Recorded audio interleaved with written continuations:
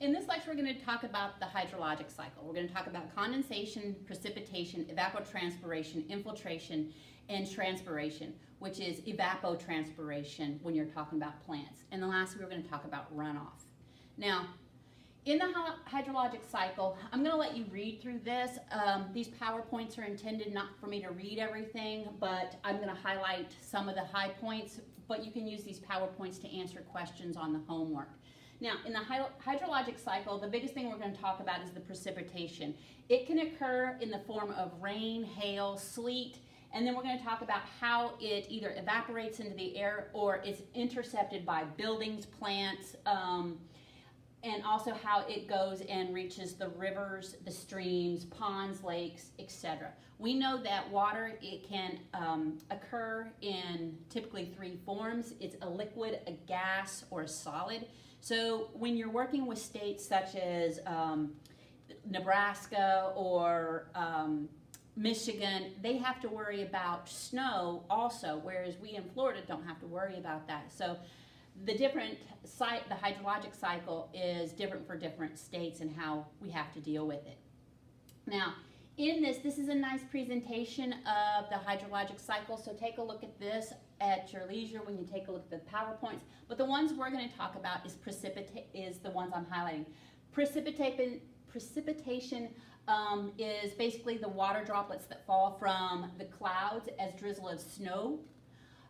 You have evaporation. The heat from the sun causes the water to evaporate either from the ground. It even evaporates from the ocean or the lakes. We're talking about infiltration and percolation. It's basically how the water gets into our aquifers. So it hits the ground and goes down. We have groundwater. That's a whole nother area of study in water resources. We're also looking at how the water soaks into the ground, its permeability of the ground. And then we're also going to take a look at plant uptake, the interception, the transpiration. Plants absorb the water, but they also release the water in a way called evapotranspiration. Now, the biggest thing we're looking at is the surface runoff, channel runoff reservoirs. So when we discharge water or when water hits the ground, it goes somewhere. So in this nice little picture, we've got something in the mountains that collects water into this little lake. Well, once the lake fills up, it'll actually overflow into a river or a stream or something, and then goes into a bigger body of water all the way down to the ocean, like the Mississippi River.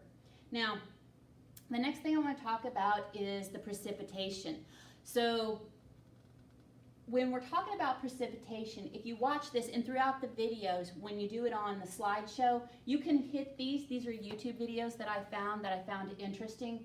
When we're talking about precipitation, we're really looking at its characteristics in the sense of how the storm is occurring. We're looking at the intensity, the rate of the rainfall. You can tell just by this picture on the video that it's raining, not extremely hard, but it's coming down in a nice sheet. That means there's a different intensity than our nice little summer rains. We're also looking at the duration.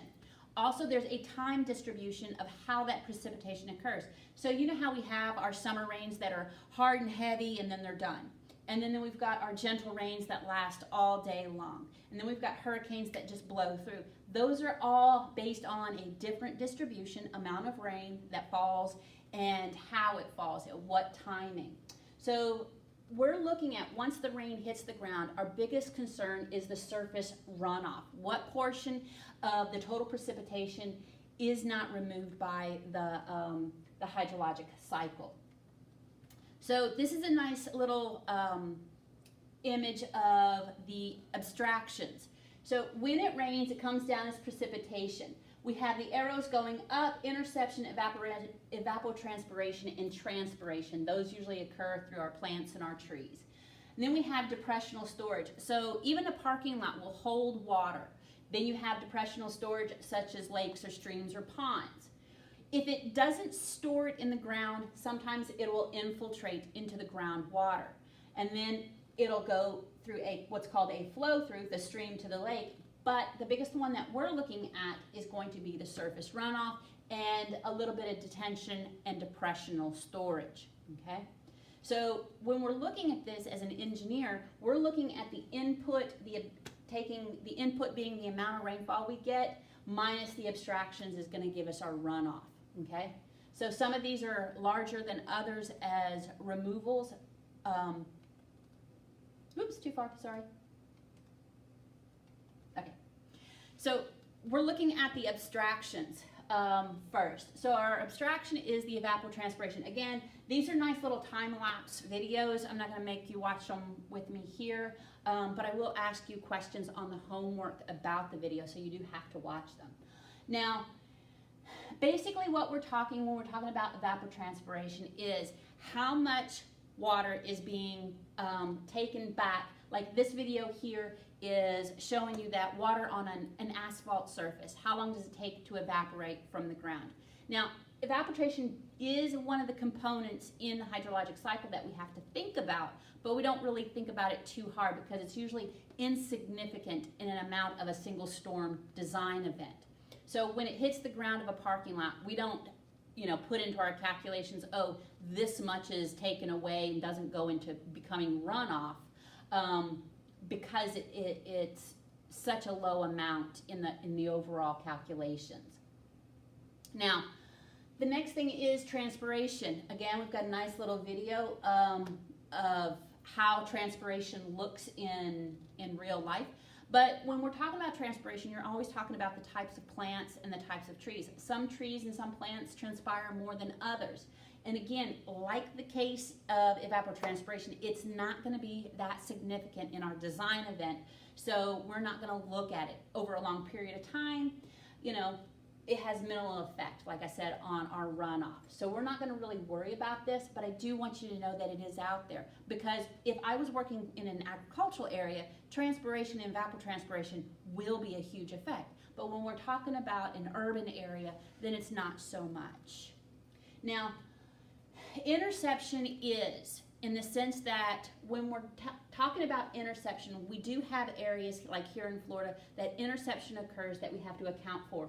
Wetlands, depressional areas are interception points. But we also have, like in this sketch, we've got buildings, rooftops, rain gardens on top of rooftops. Those will intercept the rainfall and not allow it to go to the ground, that we don't have to worry about the runoff. So interception also occurs through the tree leaves. So if you have a huge canopy, you have actually less water that hits the ground because the water is actually sitting on the tree's leaves. So go ahead and take a look at the text that I have here. Like I said, I'm not going to read through everything, but I'm actually giving you a little bit more information about each of these abstractions. The next one I talk about is infiltration. Now, infiltration is one of the ones that we have to take into account, but it's taken into account in a different way. It's taken into account based on a coefficient in our equations. But what infiltration is, again, take a look at the video, is how much water will actually go into the ground. Infiltrate, some people call it permeability, soil permeability, sometimes they call it percolation. It's the same type of concept. It's the process of water going through the surface of the ground to the lower areas. Now, the infiltration process is complex. It's also dependent on a lot of factors, such as your soil types. So there's clays, there's silt, there's sand. So you all have been to the beach, hopefully, and you've seen how the water comes up onto the beach and then it'll rush back out. But water kind of seeps through the sand. So the different types of soils will affect how the water permeates or infiltrates into the ground.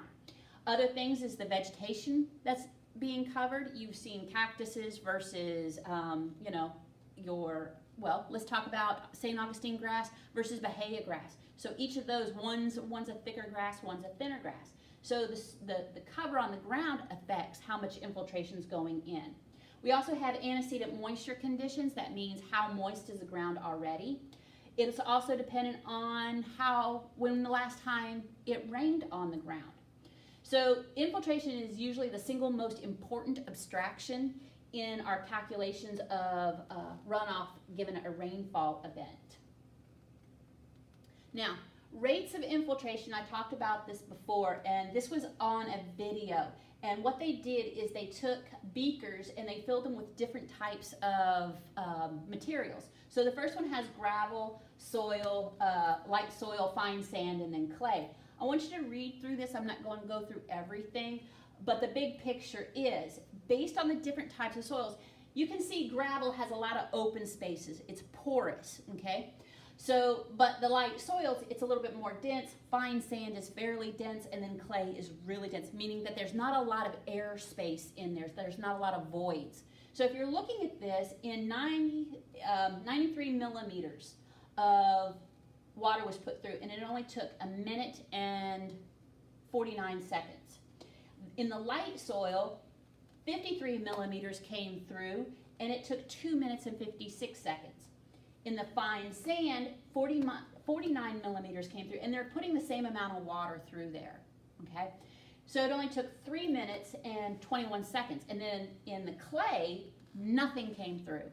And that was taken over a 9-minute period. So what does that tell you? Depending on the soil type, how permeable or how much it'll allow it to infiltrate into the ground, okay? So we have to know what type of soils are on our land to determine the amount of water. Now, porosity and permeability dictates how much water goes through. So we'll be looking at, in not the definitions themselves, but how those definitions apply. So the porosity has to be about the size and the shape of the object, where the permeability describes the infiltration into the groundwater, okay? Now, the next thing is storage. Like I said, a lot of places don't account for storage because they don't have a lot of pocket areas. There's two different types of storage, or types of storage I want to talk about. There's depressional, and then there's detention, okay? Depressional storage might be something like a parking lot where you have these little pockets of water, okay? It's not holding a lot of water, so it doesn't attribute too much. So we don't worry so much about these depressional areas. But when we're talking about these type of detention areas that we can actually figure out, volumes that can be held here, then we might actually bring those into account when we're doing our modeling for stormwater runoff. So go ahead and review some of the information on the detention and depressional storage. So when we're talking about our stormwater management ponds, retention means we're going to hold the whole amount of water that comes through. We're not going to let anything off until a certain point in time. Now, or we're going to hold it completely throughout the storm and do not let it run off. So that means retention means we're holding it and we're only allowing the water to go into the ground, like in a dry pond. This whole pond will fill up, but it'll start seeping down into the ground. They also have structures sometimes if they're holding only to a certain event. Detention means I'm only holding to a certain event. Usually they're wet ponds. We're only holding a certain amount of water and we're letting everything off as soon as we can. So we have different types of detention and retention, whether it be dry or wet ponds. Wet ponds means there's water always and the water sits at a normal level called a control water elevation, and the dry ponds sit at another level. Usually when you're doing a dry pond, you have to have the type of soils that allow water to go through quickly, and then you also have to be at least a certain amount of distance away from the groundwater that's in the area. In Osceola County, I know that the groundwater is typically in some areas about 1 foot below natural ground, maybe 2 feet. So we don't have a lot of storage of water capacity below our ground. Now, when we're talking about runoff, so in this picture, I love pictures for explaining things. Water is going to go through the lowest point of the land, and it's going to find the lowest access point. Like this is the grate, okay? We're talking about surface runoff. Now, when we're designing, the amount of precipitation that runs off from the watershed is called rainfall excess. And the hydrologic abstractions, being your evapotranspiration or detention or infiltration, is what we're looking at to remove from that excess. So it says it follows then that the volume of surface runoff is equal to the volume of rainfall excess. So the excess is everything that the excess is whatever the hydraulic abstractions are already taken out of. So that's what we're going to be dealing with throughout the rest of the semester. Now, in this, we've got, over here is a list of explanations going with this. So we're talking about the infiltration into the ground. Again, you've seen this picture before. So once it gets into the ground, you're talking about through flow and groundwater flow, or even base flow. So when water surges through and it'll discharge either overland, it'll go back into a significant storage area, a wetland, or a lake possibly. All right.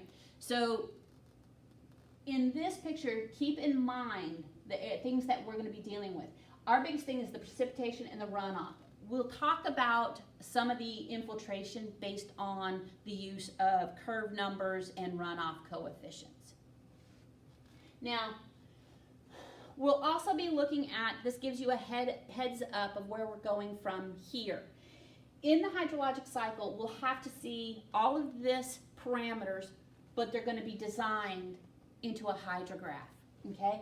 So these are the terms that we've been talking about through this entire mini lecture. Precipitation, understand what that is, what excess rainfall is.